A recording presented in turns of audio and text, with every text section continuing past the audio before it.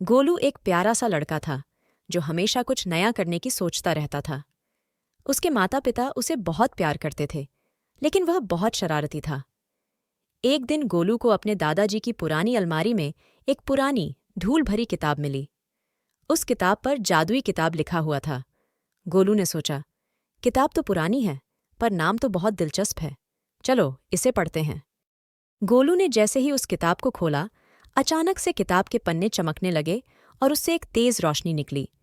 गोलू चौंक गया, लेकिन उसे डर नहीं लगा। वह उत्साहित हो गया। किताब के अंदर एक नक्शा बना हुआ था और उसमें एक लाल बिंदु चमक रहा था। किताब के नीचे लिखा था, इस रास्ते पर चलो और तुम्हें मिलेगा अद्भुत खजाना। गोलू ने बिना किसी से कुछ कहे उस रास्ते पर जाने का निश्चय किया। वह नक्शे के अनुसार चलने लगा। रास्ते में उसे एक बड़ा पेड़ मिला जो बहुत घना और विशाल था। पेड़ के नीचे एक बिल था। गोलू ने देखा कि नक्शे में भी वही पेड़ और बिल दिख रहा था। उसने सोचा, शायद खजाना इस बिल के अंदर हो। गोलू ने हिम्मत दिखाई और बिल में घुस गया। अंदर घुसते ही उसने देखा कि वहां एक छोटा सा दरवाज़ा है जिस पर लिखा था, साहसी लोगों का स्वागत है। गोलू ने दरवाज़ा खोला और देखा कि सामने एक बड़ा सा कमरा है जिसमें ढेर सारे खिलौने, मिठाइयाँ और चमकती चीज़ें रखी हुई थीं। गोलू खुश हो गया। उसने सोचा, यह तो सच में जादुई खजाना है। लेकिन तभी उसे एक आवाज़ सुनाई दी, ये सब तुम्हारे हैं, लेकिन इन्हें पाने के लिए तुम्हें एक शर्त पूरी करनी होगी। गोलू ने डरते हुए पूछा, क्या शर्त है?